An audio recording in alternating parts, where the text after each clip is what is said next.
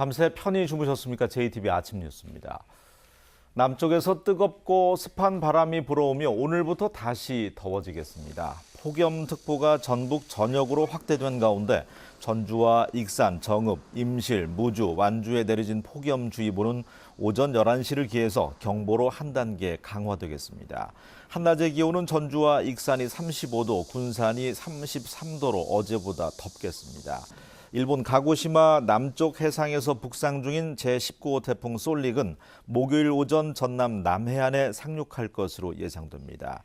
전북 지역은 목요일부터 금요일 태풍의 직접적인 영향권에 들 전망입니다.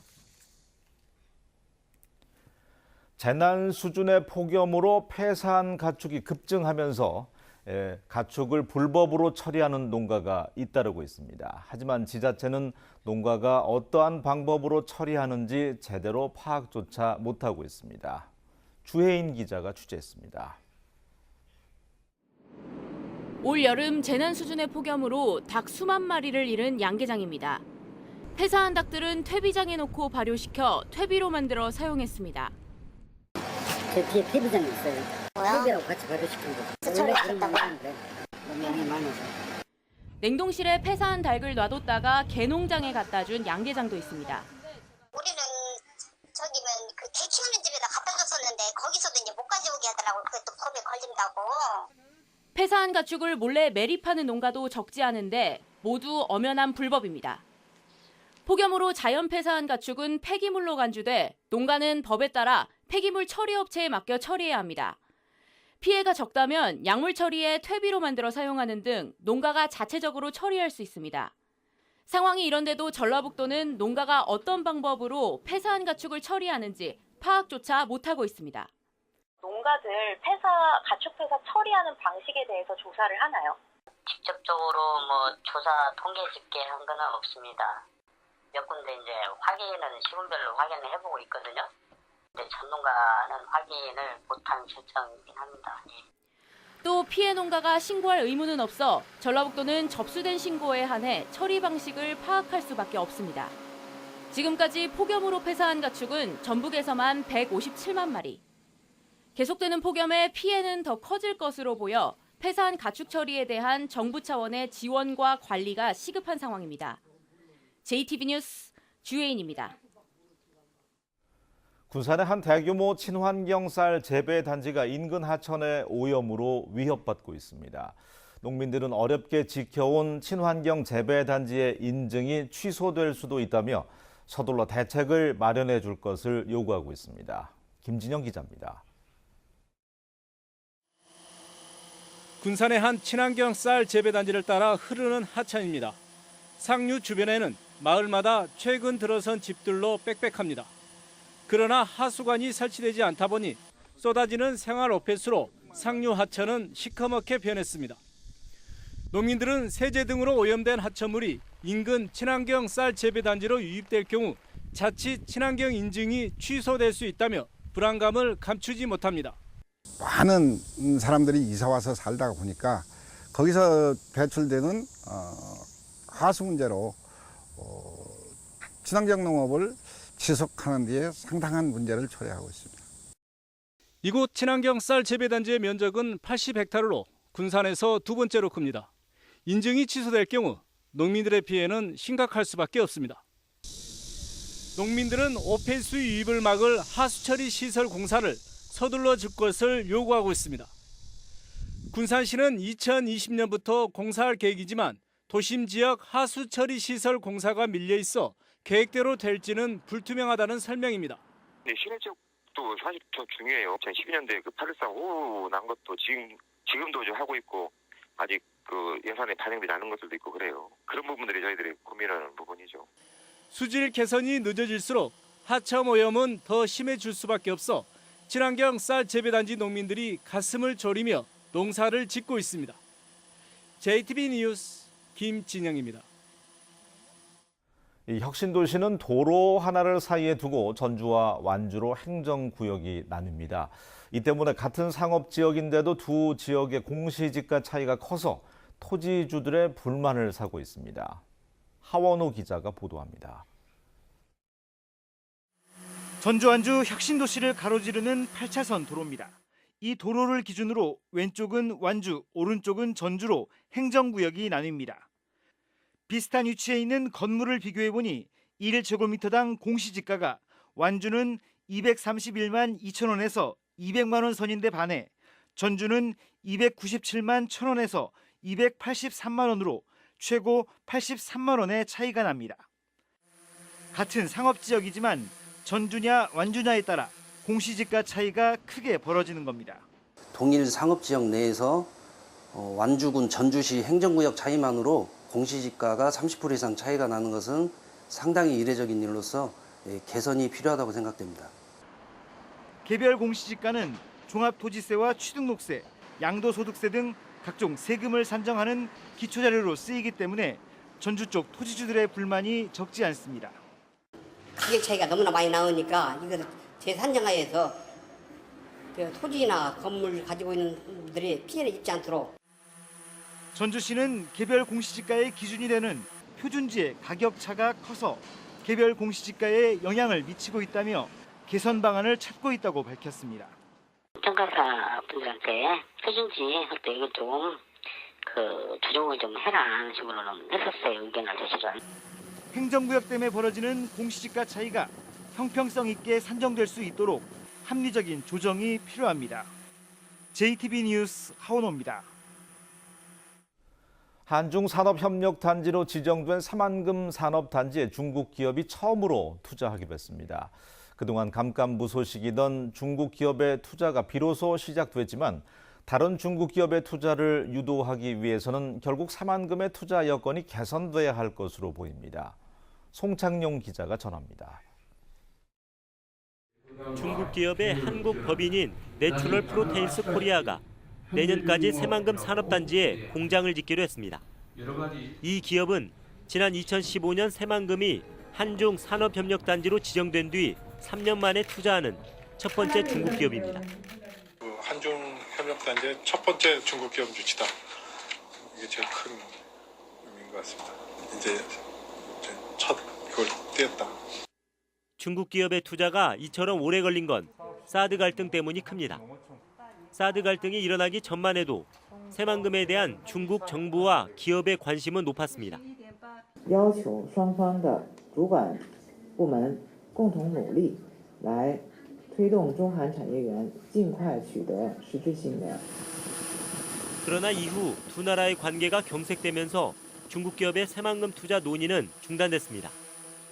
지난해 말 한중 정상회담이 열리고서야 한중산단 협력 채널이 복원됐습니다.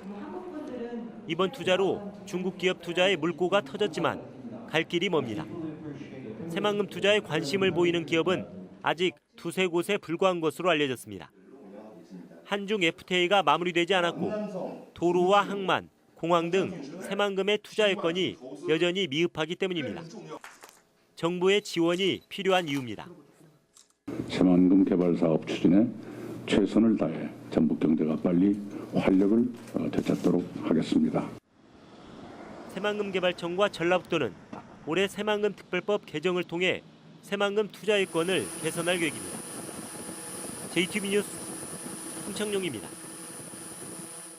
순창군 승마장이 생활승마 체험센터로 선정돼서 초보자들이 값싸게 승마를 즐길 수 있게 됐습니다. 정읍시가 백제가요 정읍사 관광지의 새 이름을 공모합니다. 정원익 기자입니다. 순창군 승마장은 팔덕면 일원에 2만 제곱미터 규모로 조성된 뒤 지난해 공식 개장했습니다. 한국마사회가 이 승마장을 생활승마 체험센터로 선정하고 강습비를 지원하기로 했습니다. 앞으로 초보자들은 10회 강습비 30만 원 가운데 5만 원만 내면 승마를 즐길 수 있습니다. 남원시가 모두 25억 원을 들여 춘향골 체육공원에 국제공인 실외 테니스장과 롤러하키장을 새로 지었습니다. 남원시는 다음 달부터 국제 인라인 대회와 전국체전 경기장으로 먼저 사용한 뒤 시민들에게 개방할 예정입니다. 앞으로도 생활체육시설 기반을 확충하여 시민들의 체력 증진과 전지훈련 명소로 만들어 가겠습니다. 정읍시가 오는 31일까지 시청 홈페이지를 통해 백제가요 정읍사 관광지에 새 이름을 공모합니다. 신정동 정해마을을 중심으로 21만 제곱미터 규모로 조성 중인 백제가요 정읍사 관광지는 내년 3월부터 본격적인 운영에 들어갈 예정입니다. 제425주기 의암주 논계 순국 추모제가 장계면 논계 생가에서 열렸습니다. 장수군은 의암주 논계의 우국 충돌 정신을 널리 알리기 위해 진주시 함양군과 함께 논계 따라 300리 행사도 가졌습니다. JTB 뉴스 정원익입니다. 호남권에서 민주당의 지지율은 하락하고 정의당의 지지율은 올라가는 추세가 이어지고 있습니다. 한국갤럽의 주간 보고서에 따르면 민주당의 호남권 지지율은 8월 첫째 주 68%, 둘째 주 62%, 셋째 주 55%로 계속 하락한 반면 정의당은 같은 기간에 13%에서 16%, 셋째 주는 22%까지 올랐습니다. 민주평화당의 호남권 지지율은 둘째 주와 셋째 주가 4%로 변화가 없었습니다. 한국갤럽의 8월 셋째 주 여론조사는 휴대전화와 집전화를 통한 인터뷰 방식으로 성인 남녀 1,002명을 조사했으며 표본 오차는 95% 신뢰 수준에서 플러스 마이너스 3.1%포인트입니다. 전북교육청이 GM 군산공장과 현대중공업 군산조선소 실직자 자녀 2천여 명에게 교육비를 지원한 것으로 나타났습니다. 전북교육청은 지난 4월부터 2,014명에게 교육비 지원 신청을 받아서 8억 7천만 원을 지원했다고 밝혔습니다. 지원 항목별로는 방과 후 자유수강권이 4억 6천만 원으로 가장 많았고 수업료가 2억 7천만 원, 학교 운영 지원비 5,200여만 원 등입니다. 전북교육청은 올해 말까지 실직자 자녀들에 대한 교육비 지원 신청을 받습니다. 전라북도가 군산과 중국 쓰다오를 오가는 카페리를 통한 중국 단체 관광객 유치에 힘을 쏟고 있습니다. 전라북도는 군산 쓰다오 간 카페리 운항이 주 3회에서 6회로 늘어난 가운데 지난 5월과 이달 들어서 모두 3차례에 걸쳐 220명의 중국 단체 관광객을 유치했습니다. 전라북도는 학생과 학부모 등이 함께하는 교육과 산업 관광 상품을 개발해서 집중 판매하고 있습니다. 익산시가 주민 생활 불편을 해소하기 위한 민생사업 발굴에 나섭니다. 익산시는 다음 달까지 농로의 포장과 하수도 등 10개 분야에 걸쳐 주민 불편 사항을 점검해서 우선순위별로 내년 예산에 반영할 계획입니다. 익산시는 지난해 주민 불편 해소 사업으로 1,242건에 255억 원을 사용했습니다. 가을 신학기에 발생하는 학교 식중독 사고를 예방하기 위해서 학교 급식소의 위생 상태에 대한 점검이 이루어집니다.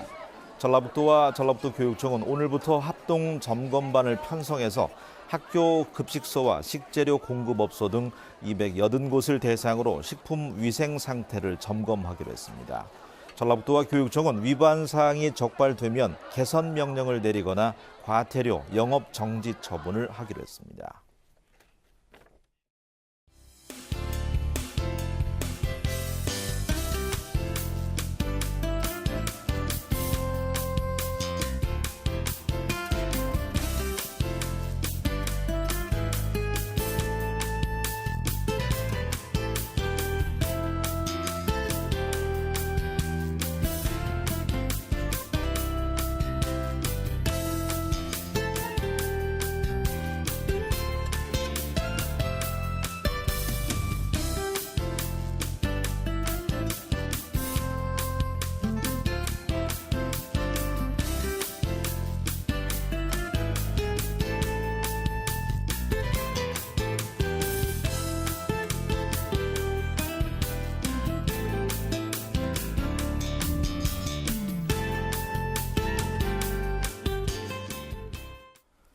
뉴스를 마칩니다. 활기찬 한 주 보내시기 바랍니다. 고맙습니다.